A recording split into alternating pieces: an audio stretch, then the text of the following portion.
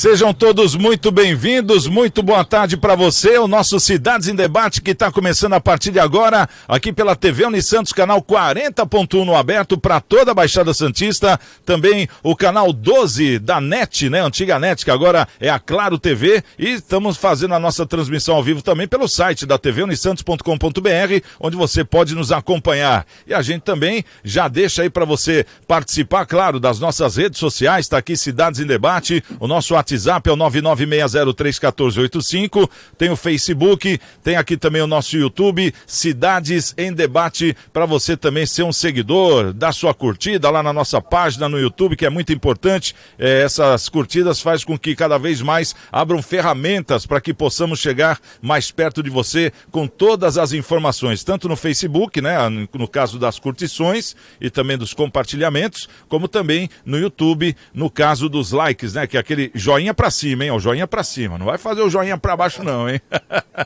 Legal. Bom, vamos começar aqui a nossa programação, já trazendo a sequência dessa segunda-feira, começo de semana, dia 29 de novembro, já chegando ao final do mês de novembro, penúltimo mês do ano, já praticamente a menos de um mês do Natal. Hoje, segunda-feira, dia 29 de novembro, comemora-se o Dia do Café, Dia do Migrante, Dia Internacional da Solidariedade com o Povo Palestino, Dia da Onça, não é do amigo da onça, não é Dia da Onça, Dia Nacional da Onça Pintada e Dia Mundial do Tamanduá.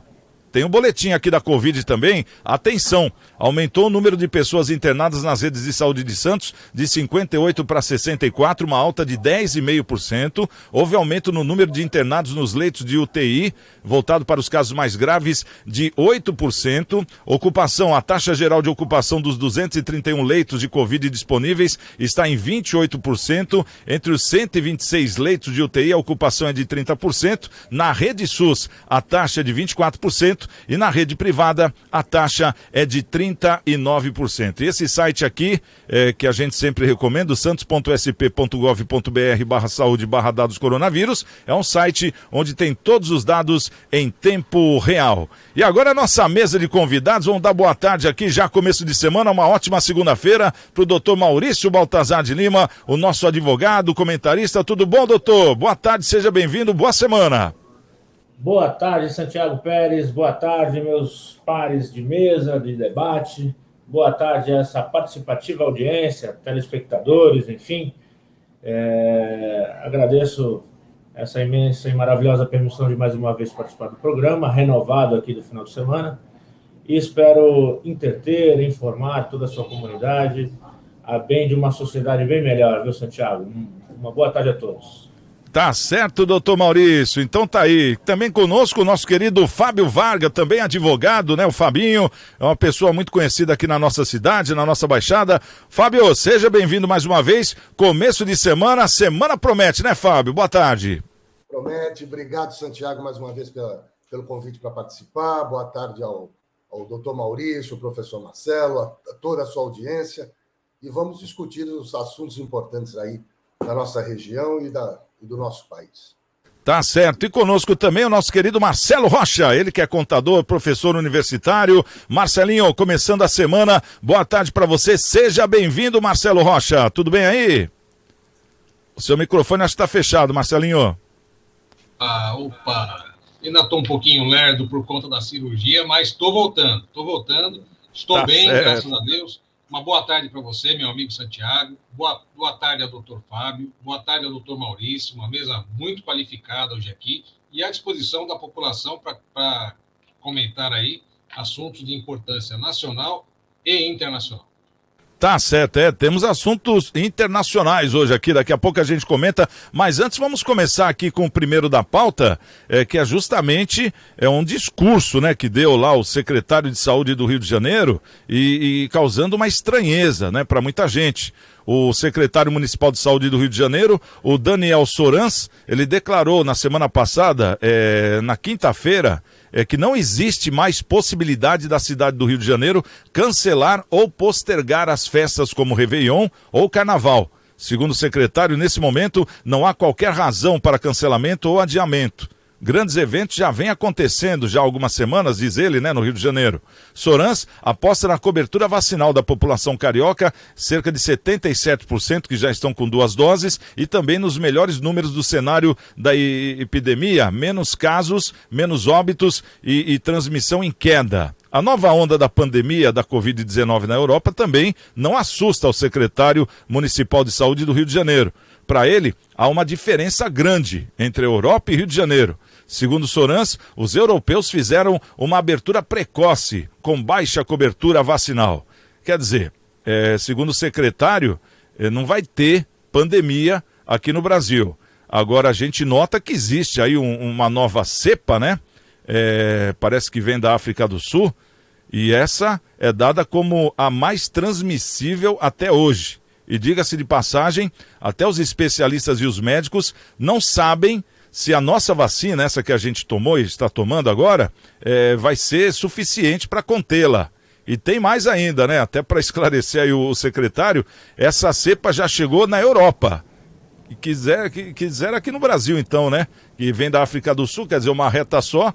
E por outro lado, os aeroportos do Brasil ainda também não têm o controle de vacinação. Doutor Maurício, com tantas evidências, você acha que o secretário está certo nesse comentário? Claro que não, né, Santiago? É no mínimo uma irresponsabilidade dos administradores do Rio de Janeiro. Seja o próprio governador, que tem a responsabilidade maior, seja os secretários de saúde e até o de turismo, que também tem sua responsabilidade aí em razão desses eventos. Veja bem, Santiago, se a Bolsa, a Europa e a própria África do Sul estão assustados, né? A Bolsa caiu vertiginosamente na última sexta-feira por conta dessa cepa nova, o B1 1529, que está assustando aí, parece que nem as vacinas atuais seriam capazes de evitar um dano maior dessa cepa. Enfim, é no mínimo uma irresponsabilidade dos governadores, salvo se ele tiver alguma iluminação técnica lá, alguma informação por osmose, talvez, já que todas as autoridades competentes do mundo estão preocupadas, estão evidenciando aí algum risco. Tanto é que alguns países da Europa já fecharam as suas limites, né? Seus aeroportos e tudo mais. Enfim, eu imagino que esse governador e esse secretário de saúde tenham muita informação ou irresponsabilidade em arriscar a vida da sua população num evento que grandes administradores, prefeitos e tal estão evitando correr o risco, né? Me parece que falta bom senso nesse caso, Santiago. Espero que eles reavaliem, porque ainda dá tempo, né? E quem sabe até uma atuação do Ministério Público pedindo mais informações, porque há risco à vida, à saúde pública. Então, se há uma irresponsabilidade, quem sabe o Ministério Público atuando não pode eventualmente fazer com que eles retrocedam. Afinal de contas, perder um carnaval ou então alguns louros econômicos das festas de final do ano no Rio de Janeiro, que é muito bonita, diga-se de passagem, é uma coisa. Agora, perder milhares de vidas e depois discutir a responsabilidade, me parece que é um tanto quanto desproporcional e desnecessário. Mas, enfim, fica o registro. Espero que eles reconsiderem e tomem um bom senso como parâmetro. Ô Marcelo, fala pra gente, de uma certa estranheza, né, um discurso desse de um secretário de saúde, não sei, como é que você analisa, você acha que ele deva ter algum dado em mãos aí para ter essa segurança? Porque ele falou que não tem como voltar atrás, vai ter e pronto. E ele está falando de algo que vai acontecer em março, né, nós estamos aqui, não entramos nem em dezembro. Então, ele já está prevendo com muita antecedência algo que vai ser bom. E a gente vê, por outro lado, que países da Europa já entrando em lockdown, países que têm a população praticamente vacinada, o pensamento é outro. Será que nós não aprendemos a lição ou será que o secretário tem algum dado de certeza que ele ainda não falou? Olha, Santiago e amigos, devemos aí bater palmas ao STF, né, que liberou, né, para que prefeitos tomassem decisões, governadores tomassem decisões. O que vem do governo federal não é aceito pelos subordinados hierarquicamente e vice-versa, né? Que sobe também. E existe aí um contraponto, né? Enquanto o governo do Rio garante o carnaval, o governo da Bahia, ele diz que o carnaval, para ele, não vai ter. Inclusive, não vai ter apoio da Polícia Militar, não vai ter suporte do Estado, não vai ter suporte de ninguém. Prefeitos que quiserem fazer, vão fazer. Né? Por conta dessa decisão aí do STF, que delimitou, né, a autoridade e o poder para os poderes. Né? Então, eu acho que é um contrassenso. Né? O próprio governador da Bahia, o Rui Costa, ele diz que na China, quando um caso aparece, eles fecham tudo. Um caso aparece, não é caso de morte. Né, de morte. Agora você vê, lá na própria Bahia, estão com na média 2.500 casos novos por dia, né, no estado da Bahia. Não há motivo para manter uma festa que pode trazer o agravamento, obviamente a consequência para toda a nação, e é a política do caos, né? É a política do caos. Vamos bombar aí, vamos ver o que vai acontecer, e depois a gente se vira lá na frente, né, com os auxílios, com a abertura de linhas de crédito para as empresas, para as pessoas físicas. O governo tem que se virar para se recuperar, e aí nós pagamos a conta. De uma forma ou de outra, sempre quem paga a conta somos nós aqui, nós quatro, todos nós toda a população, né, que paga imposto, vai comprar um pãozinho, vai comprar um remédio, vai comprar alguma coisa, está pagando imposto, é que vai pagar essa conta. Então, eu acho que o carnaval, nesse momento, não é nem por uma questão de festa, de liberar a vacina e tudo mais. Né? Eu acho que é por uma questão até mesmo de respeito por todas as famílias que passaram aí por esse momento ruim, tiveram entes queridos falecidos, né? E, obviamente, não vão poder estar curtindo o carnaval como essas pessoas estarão ali, de uma maneira aleatória, sem preservação, sem máscara. Né? Até o próprio governo de São Paulo já falou, vamos liberar a máscara. Agora, quem quiser fazer o carnaval, o prefeito que quiser, que faça o seu decreto. Quer dizer, tira do meu e põe no outro, que a gente fica, assim, perturbado. Posso dizer perturbado, porque não sabe o que vai acontecer, né?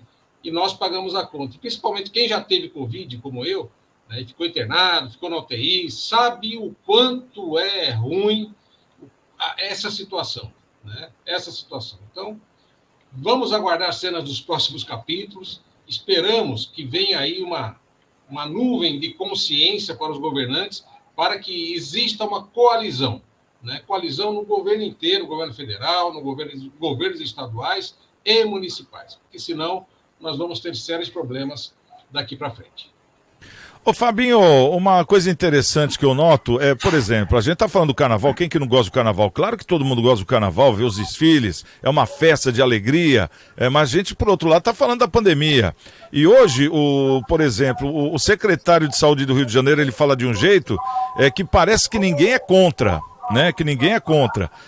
Por outro lado, a gente vê o estado de São Paulo, o governador falou, olha, tá liberado, quem quiser faz, né? E aí o que está acontecendo? 40 cidades falaram que não iam fazer. Em 2 dias, 80 cidades estão falando que já não vão fazer mais o carnaval. E a conta está crescendo de quem não vai fazer, isso antes de saberem dessa nova cepa aí da África do Sul que chegou. Agora eu tenho certeza que muito mais cidades em São Paulo não vão querer fazer. Né? E por outro lado, o Rio de Janeiro, o secretário falando que não tem mais jeito de cancelar o carnaval, vai ter e pronto, inclusive o Réveillon. Como é que você vê essa afirmação? Eu vejo como uma irresponsabilidade, mais uma vez, né, Santiago? Os interesses econômicos acima dos interesses da população. Quer dizer, o Carnaval do Rio de Janeiro é considerada a maior festa popular do mundo. Então, e nós sabemos o quanto de dinheiro isso envolve no Carnaval do Rio de Janeiro, né? É por isso que ele fala com essa autoridade, achando que ele é que vai resolver e vai ter carnaval, independente de qualquer coisa, que não tem medo de nada. Quer dizer, é um absurdo, é uma irresponsabilidade, arriscando com a vida da população, né? E essa cepa aí, como o doutor Maurício e o professor Marcelo disseram, ela apesar de ainda não ser conhecida pelos cientistas, eu estava lendo aqui que a parte do vírus que entra em contato com as células, elas têm, nessa nova cepa, são 10 variações em comparação à Delta, que são somente 2. Ou seja, são 10 variações na parte do vírus que entra em contato com as células. Quer dizer, podendo ter consequências aí absolutamente graves aí e ainda desconhecidas, né? E aí veio o cidadão, o secretário de Saúde do Rio, dizendo que está tudo certo e vai ter o carnaval porque ele acredita na vacina. Lógico, a vacina é importantíssima, tanto é que na África do Sul só 24% da população foi vacinada e talvez seja por causa disso que essa cepa tenha se produzido, se originado lá, nessa nova variante. Mas é uma irresponsabilidade, né, o Santiago? Uma responsabilidade. Enquanto, como você bem falou, as pessoas estão conscientes, aqui São Luís do Paraitinga, que é um carnaval aqui no interior de São Paulo bastante conhecido, já foi cancelado, quer dizer, mesmo antes, como você falou também, de ter conhecimento dessa nova cepa, né? Quer dizer, tem que se ter responsabilidade, não se pode jogar com a vida das pessoas, né? É que, infelizmente, o interesse econômico se sobrepõe aos interesses da população, como bem falou o professor Marcelo aí, que no final das contas, quem paga somos nós e arcando com as consequências, infelizmente, né?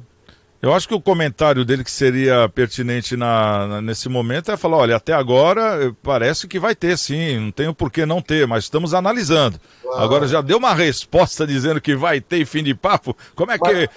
Ainda entrou na pasta do turismo, né, falando, como é que vai cancelar 90%, 100% de hotéis já cheios, como é que vai falar para esse pessoal voltar para casa? Quer dizer, mas e aí, se vir a pandemia, então vamos encarar a pandemia? Como é que é isso? Quer dizer... O que tem que fazer é reembolsar e dizer que não vai ter. E acabou.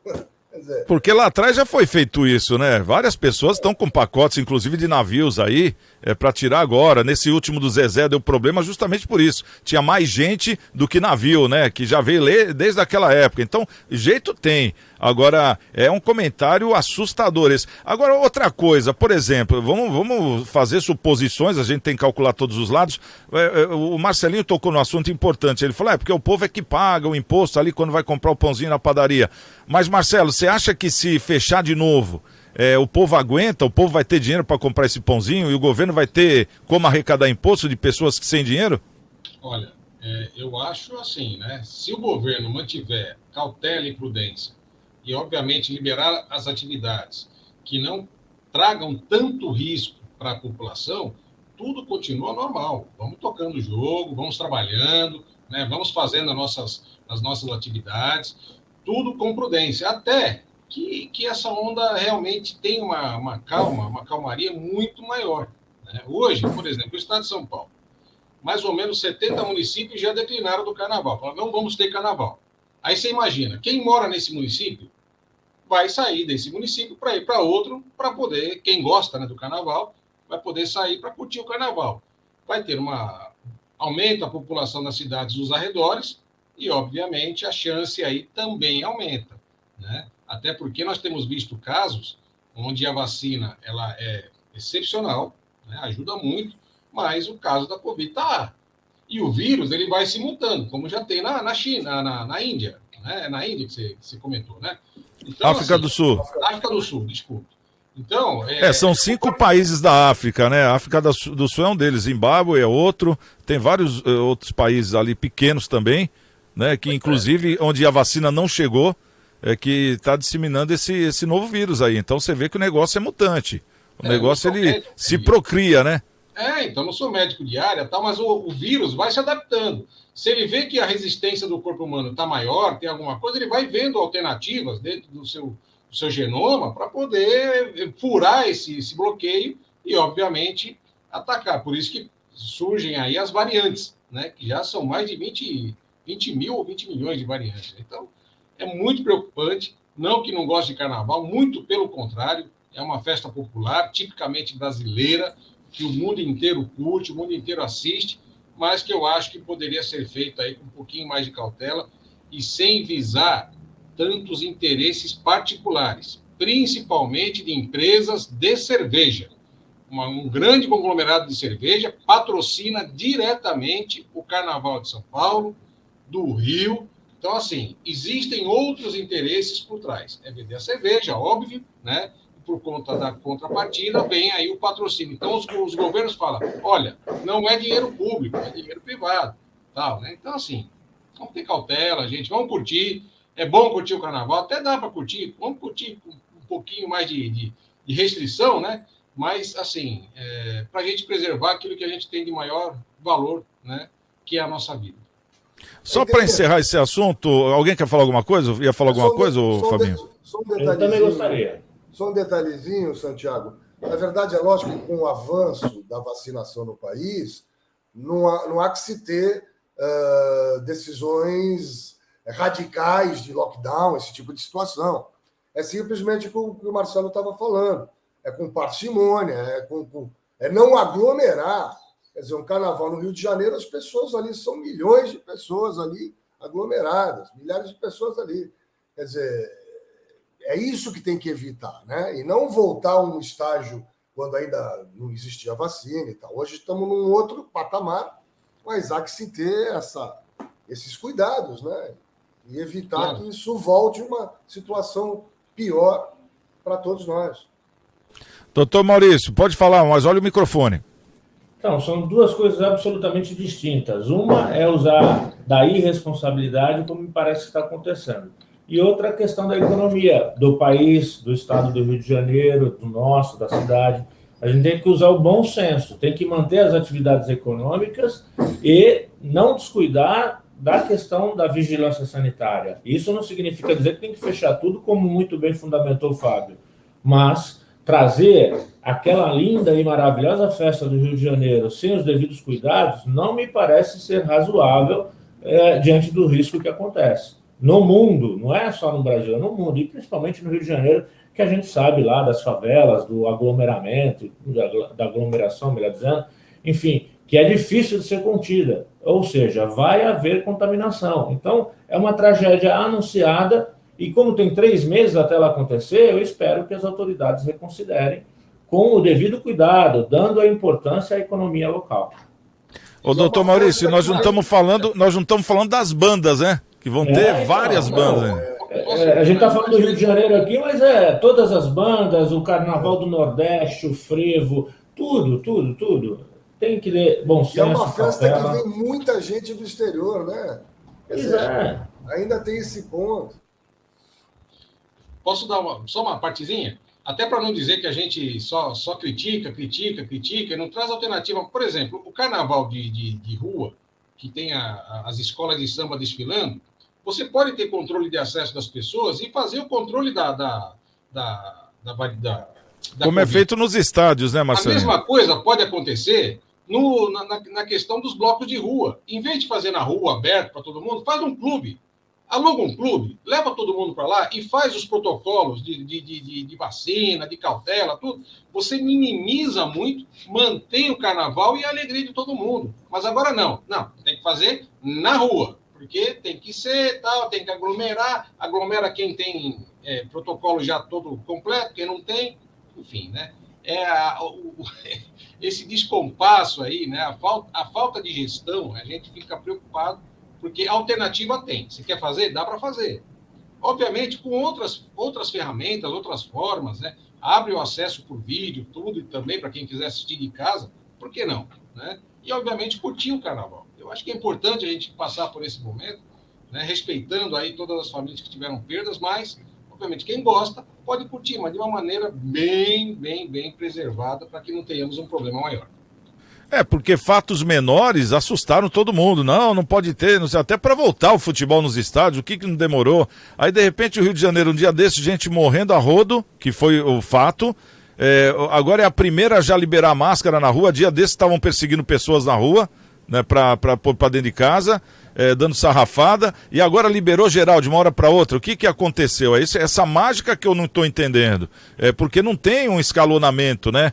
Não tem uma explicação. E o próprio secretário dizendo, não vamos cancelar mais o carnaval nem o Réveillon. A última pessoa que deveria falar isso é o secretário de saúde. E foi a primeira. Isso que me deixa com uma certa estranheza. Tem política nisso aí, doutor Maurício?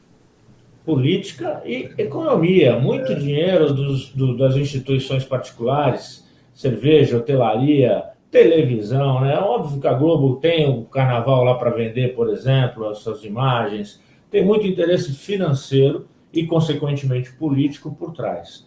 E aí é a questão da responsabilidade. Por isso que eu pensei que talvez o Ministério Público atuando, começando a pedir informação e tudo mais, e advertindo da responsabilidade nas consequências que uma conduta culposa, já estou dizendo logo de cara, com 3 meses de antecedência, pode acontecer, pode causar à população do Rio de Janeiro.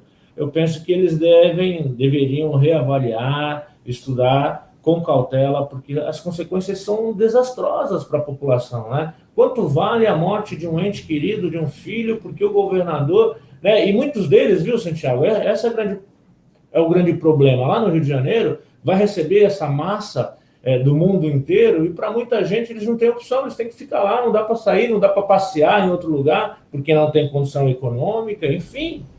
É uma situação que deixa a população do Rio de Janeiro sem escolhas e com risco desnecessário. Tem que reavaliar essa decisão.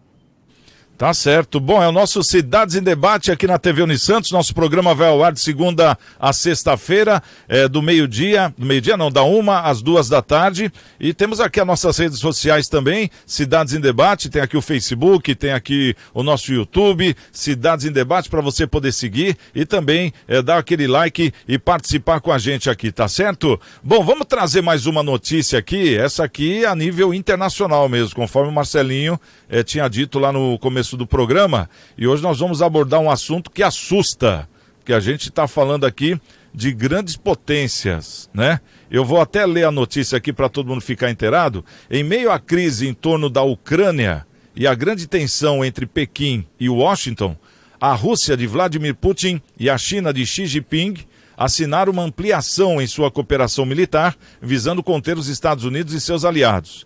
Não se trata de uma aliança de fato, mas ambos os países concordaram em expandir os seus exercícios estratégicos e patrulhas aéreas em toda a região do Indo-Pacífico. Além disso, foi renovado acordo para que russos auxiliem chineses a monitorar lançamentos de mísseis nucleares contra o seu território.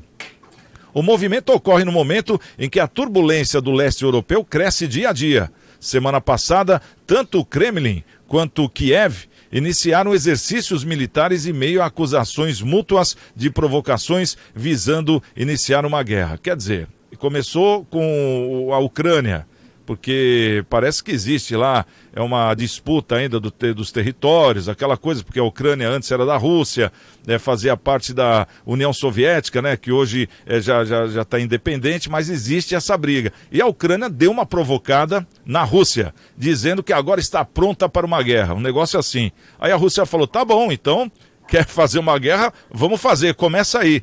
Aí o que acontece? O Washington, né, os Estados Unidos, entrou na história, falando, não, calma, gente. Aí a Rússia falou, não, ele que quer guerra. Daí os Estados Unidos, pô, mas você é mais forte. Ele falou, fala isso pra ele. Não, então é o seguinte, caso a Ucrânia faça uma guerra contra você, nós vamos auxiliar a Ucrânia. Aí já viu, né? Começou briga de gente grande.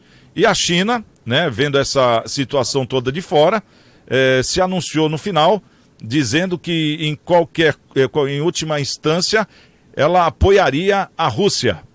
Aí o negócio ficou feio, hein? Isso aí tem cheiro de terceira guerra, estão falando até de monitoramento de mísseis nucleares aqui. Ô, doutor Maurício, como é que você vê essa provocação?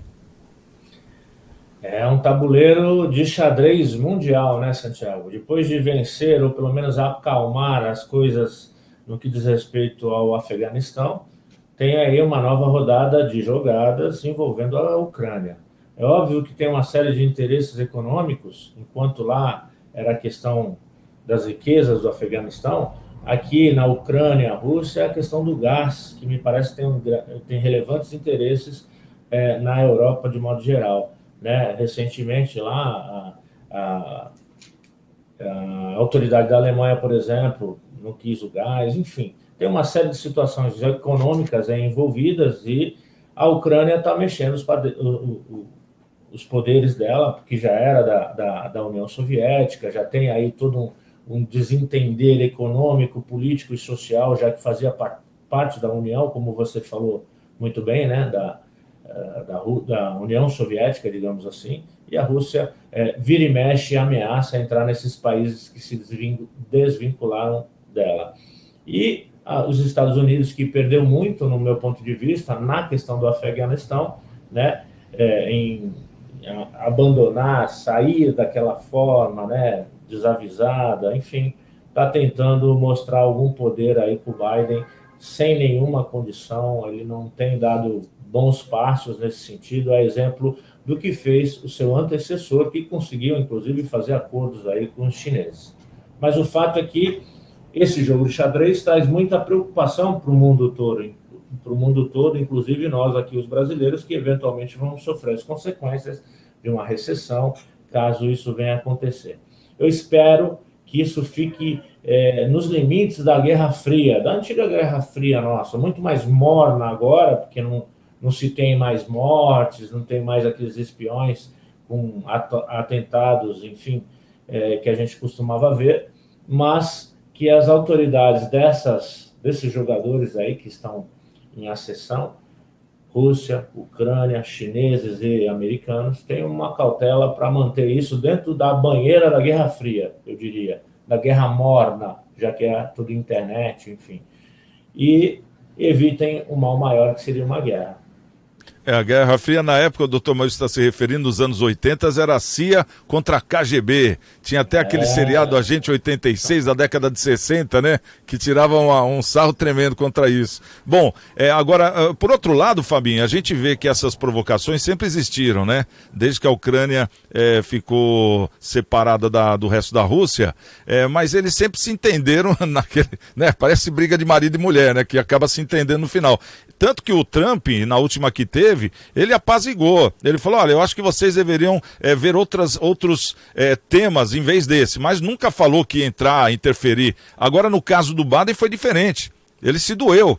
Ele falou, olha, se você for pegar lá o pessoal da Ucrânia, eu vou ajudar eles, porque eles são mais fraquinhos, pensando que isso ia levantar o ibope dele perante ao mundo. Aí, quer dizer, já foi a China, se sentiu cutucada. E falou que já vai se aliar à Rússia, como já se aliou. Quer dizer, já tem uns preparativos, até a China pediu para a Rússia auxiliá-los caso eles soltem algum míssil nuclear. Poxa, o negócio está bem mais adiantado que a gente imagina, né, Fabinho? São as três grandes potências, né? Estados Unidos, Rússia e China. Nessa situação, esse tipo de situação sempre houve, como você falou, Santiago. Estados Unidos e Rússia sempre medindo forças com seus aliados. Então, onde a Rússia tem um aliado que é a China, os Estados Unidos se posiciona do outro lado. Quer dizer, eles medem forças constantemente. E é lógico que atrás disso tudo tem o interesse econômico, como o doutor Maurício bem falou, existe de fato um gasoduto russo, que isso causa aí um grande problema nessa região.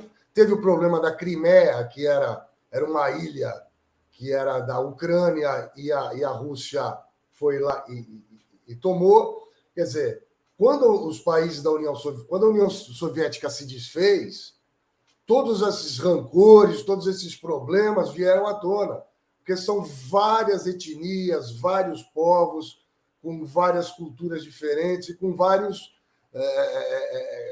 situações pendentes para resolver. Então, é uma região muito belicosa. E a Rússia, como é uma grande potência, ela acaba deixando tenso o clima, né? E o ucraniano, por outro lado, eu me lembro, quando teve aquelas manifestações lá, que era justamente sobre o caso da Crimeia, é um povo que não tem medo de nada, muita gente morreu. Então é temeroso se acontece um confronto, porque eles não recuam um momento. Eu me lembro até era uma situação curiosa, que o nome da praça lá no centro de Kiev era Praça Independência, como a nossa aqui em Santos. A praça lá se chamava Independência e era um verdadeiro campo de guerra. E ninguém recuava e morria-se lá os montes. Quer dizer, tomara que possa ser contornada essa situação de alguma forma, né, para que não haja novamente uma situação dessa, onde vai se perder muitas vidas e pode tomar uma proporção muito maior. Né?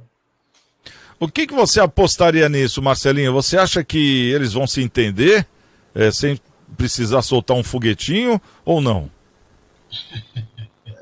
Eu acho que a chance dele se entender é a mesma da Vera Fischer engravidar do Clodovil.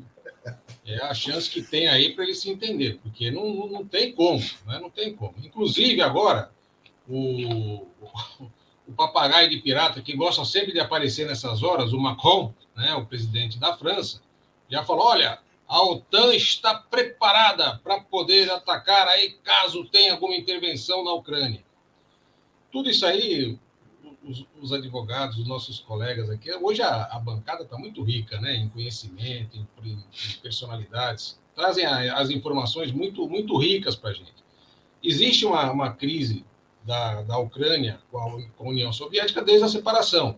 E depois, obviamente, a União Europeia tenta fazer acordos com a Ucrânia de livre comércio. E a Rússia é contrária. Eles sempre vinham se alinhando aí, né?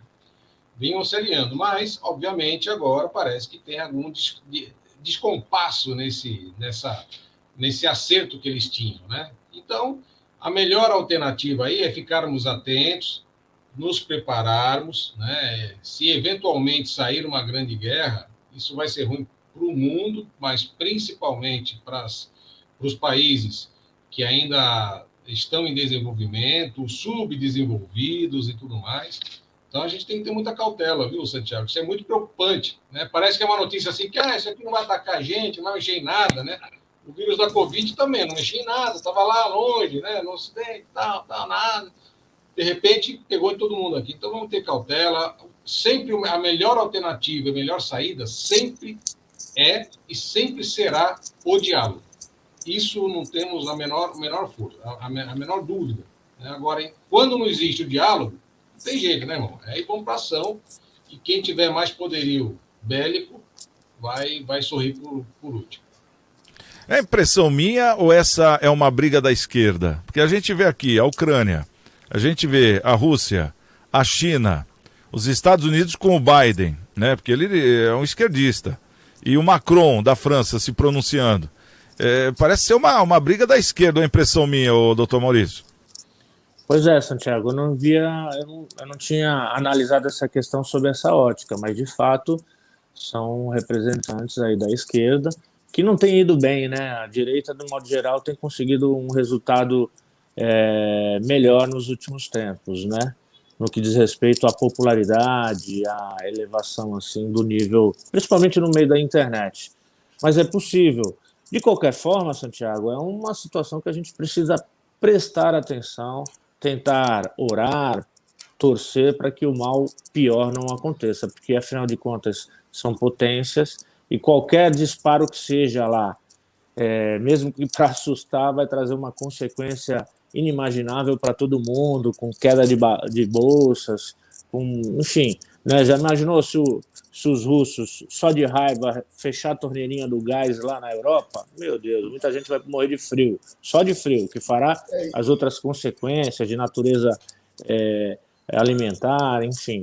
Então, assim, vamos rezar, vamos torcer para que todo mundo tenha um bom senso, né? E que um bom acordo ocorra, né? Porque a gente sabe, como muito bem falou o Fabinho, aquele povo ucraniano não é de desistir, vai vender caro uma derrota. Tanto é que, se fosse fácil, a União Soviética, quando foi desfeita, seria agregada pela Rússia, como ela tomou a Crimeia, aí, como bem falou, né? Então, assim, me parece que vai sair um acordo, estão só medindo forças e a Rússia não vai perder tanto por tão pouco, afinal de contas, ela já passou o gasoduto, já está chegando lá na Europa, enfim, é só questão da partilha do resultado que está sendo discutido e que está sendo verificado aí quanto vai ficar para cada um. Espero, e a conta final que vai ser paga pela Europa e outros ali, né? Enfim, no frigir dos ovos, Santiago, o que vale é o dinheiro, é a economia. E eu espero que, e quando é dinheiro, eu repito, é mais barato, né? Não estamos falando de vida, não estamos falando de mal-estar. Dinheiro é sempre, por mais que seja mais caro, para o indivíduo é sempre mais barato, né? O karma financeiro é sempre melhor do que o físico e espiritual do povo, seja ele qual for. Então eu torço que cheguem num denominador comum entre todos os envolvidos ali. Quer falar mais alguma coisa, Fábio Varga? É isso, só para arrematar o que o Maurício falou, é um grande jogo onde o interesse econômico é o que se sobrepõe sempre. Lógico que tem as outras situações que nós já expusemos aqui, mas o interesse econômico é que vale, e é um grande jogo onde cada um mostra o seu poderio para dizer, olha, eu estou aqui, não vem, que não tem, aquela coisa, e um respeita o outro, e no final é resolvido de alguma forma, assim espero, né? Porque... Todos nós aqui acho que esperamos. Não acende o pavio, não. Isso faz lembrar aquela situação das Coreias também, né, Marcelo? Coreia do Sul, Coreia do Norte, quer dizer, a Rússia com a Coreia do Norte ali, e os Estados Unidos em Seul com a Coreia do Sul. Aí faz aquele encontro numa área neutra entre os dois países, senta-se naquela mesa, do lado é a Coreia do Sul, do lado é a Coreia do Norte. É uma repetição, né? É uma repetição. É o jogo político com o financeiro se sobrepondo sobre tudo. Tá certo. É quase como ocorre aqui no Brasil, né? O Bolsonaro apoia, então todo mundo é contra. O Bolsonaro não apoia, então todo mundo é a favor. A mesma coisa lá, a Rússia apoiou, então os Estados Unidos é contra. Então é sempre assim. Né? Infelizmente, a gente vive... As histórias são parecidas, a língua é outra, mas as histórias são parecidas. O ser humano é o mesmo, né? Apesar de... As estratégias são as mesmas. Bom, vamos chamar aqui o nosso querido Maurício Araújo, ele que vai trazer aqui o Momento Câmara. Vamos ver o que está sendo aprovado nas câmaras da Baixada. Santiago, as notícias de hoje das câmaras municipais. Eu vou falar aqui de Santos, que apresentou 2 projetos de lei, um voltado à cultura e o outro aos jovens carentes em busca do primeiro emprego. Bom, temos um PL aqui que institui o programa Resgatando a História de Santos dos seus bairros, tá? Então é um projeto de lei que visa resgatar a história dos bairros santistas e colocar para a população, para os alunos das escolas, essa história específica de cada bairro, né? Então, como que o bairro se desenvolveu, quem foram as personalidades daquele bairro, as construções, as casas, né, as escolas, qual é o histórico, né, de cada prédio público, tá? Como é que era a parte ambiental do bairro, parte hidrográfica, se existia ou não, tá? Então todo esse contexto, né, de histórico aí que cada bairro tem, né? Então eles vão trabalhar em conjunto aí, levando essa informação até a população. É um projeto legal, resgatar a história, tudo, vamos ver na prática como é que isso vai funcionar, né? Em parceria com as escolas, tudo, eu acho que é válido, é importante a gente conhecer a nossa história, né? Conhecendo a história, que a gente melhora o nosso futuro, né? Então vamos acompanhar aí o projeto. Bom, um outro projeto de lei é o Programa Socioeducacional de Incentivos aos Jovens no Exercício da Cidadania e Acesso ao Mercado de Trabalho. Bom, um belo nome, bonito, né? O nome do projeto de lei, tá? É um projeto de lei que visa atender jovens em situação de risco, na faixa aí dos 16, 21 anos, né? E um projeto que durante 2 meses, tá? Vai receber palestras, cursos, treinamentos de cidadania, cursos de economia popular, uma série de coisas durante 2 meses voltado para o mercado de trabalho. Aí eu já pergunto, existe uma série de programas para buscar o primeiro emprego, o jovem aprendiz, tem a lei tem o CIE, que faz a parte dos estágios. Por que já não se utiliza essas ferramentas? Tem ferramenta no governo federal, tem ferramenta no governo estadual. Pô, vai se criar mais um processo, mais espaço, tem que dar treinamento. Por que não usam as ferramentas existentes, né? Por que não se integra? Não entregam nada, né? De que já está existente. Bom, é isso aí, Santiago Pérez, um abraço. Bom, tá aí o nosso Maurício Araújo no Momento Câmara, né, trazendo esses 2 projetos de lei aqui de Santos. Vamos começar aqui com o Fabinho. Ô Fabinho, o que você achou aí? Porque apareceram aqui 2 projetos, né? O primeiro, vamos falar do primeiro. Santos apresenta o projeto de lei que visa resgatar a história dos bairros santistas nas escolas. Ou seja, quando tiver aula de história hoje na escola, aí vai ter lá a matéria História de Santos, ou então História da Cidade, no caso nas escolas municipais. Isso é legal ou não, Fabinho? Não tem como ser outra resposta senão espetacular e sensacional esse projeto de lei, ao meu ver. Quer dizer, antes de você conhecer qualquer lugar, outros lugares, você tem que conhecer a sua história, a sua casa, a sua cidade. Ainda mais a nossa cidade, riquíssima em história, o nosso centro histórico, os bairros, tradição de Vila Matias, de Marapé, de Macuco, de Gonzaga, José Menino, enfim, uma cidade importantíssima no cenário nacional e mundial. Quer dizer, é muito bom, muito interessante, tardia, ao meu ver, esse projeto de lei, porque isso já teria que ser natural, a gente conhecer a nossa história, né? E isso é cultura, é você aprender sobre as coisas, sobre os personagens. Muitas vezes passamos aqui por lugares históricos e as crianças, os mais jovens, passam por uma rua, por um edifício, por uma casa, por uma estátua, e não sabem o que aquilo significa. E aquilo teve uma importância enorme, né?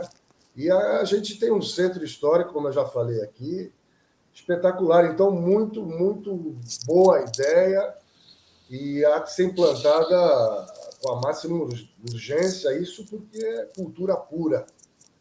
Espetacular.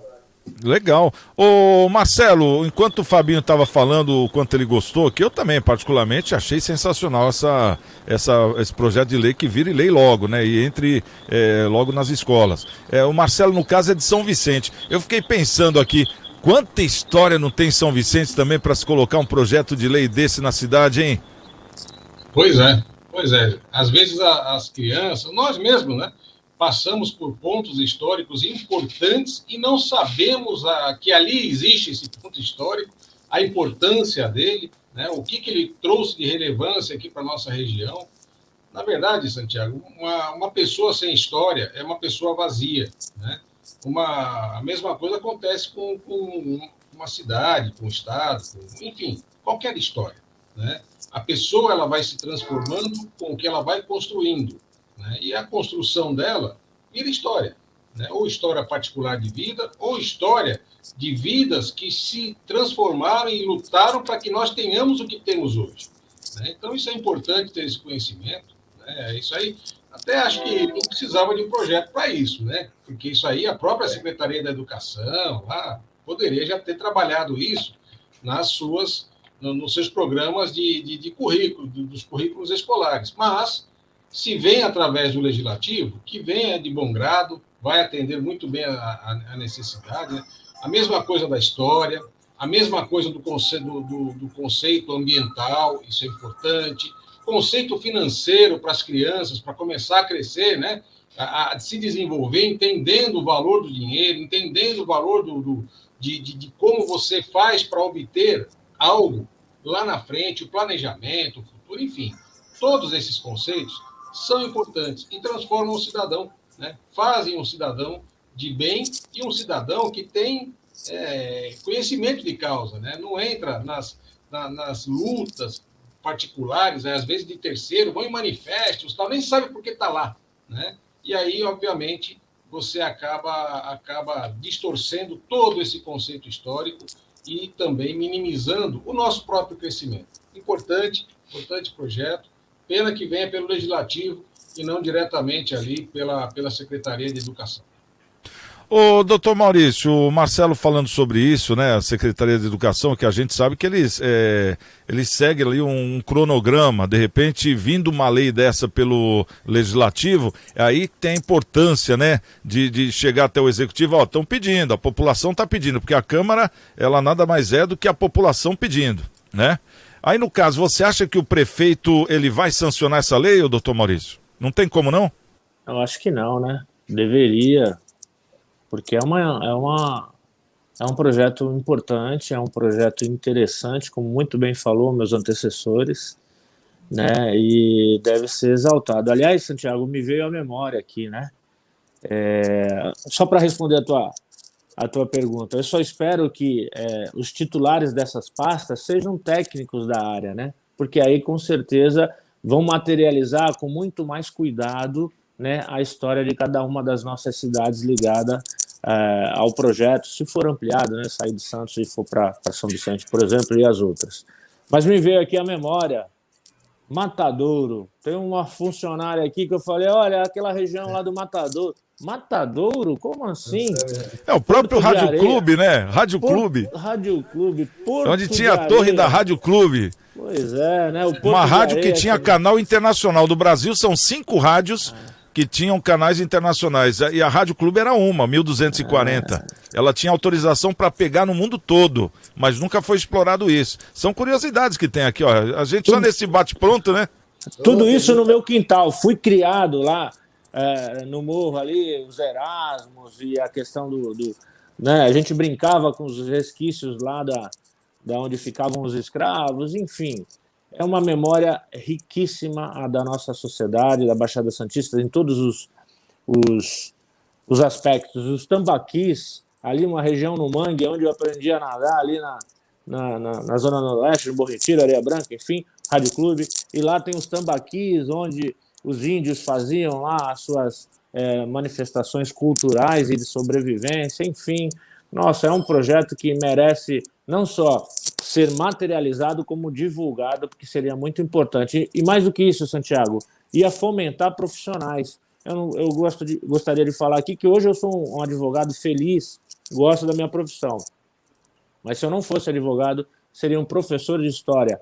Amo história. E eu gostaria que esse projeto realmente fosse viralizado. Todo mundo, todo o Brasil deveria materializá-lo, porque realmente é importante, e ia fomentar jovens que gostem de história e que ia preservar, enfim, ia refletir resultados positivos em todas as áreas, inclusive na economia, na questão do turismo. E temos profissionais de gabarito, né, aqui na nossa Baixada, que nem o próprio Sérgio Williams.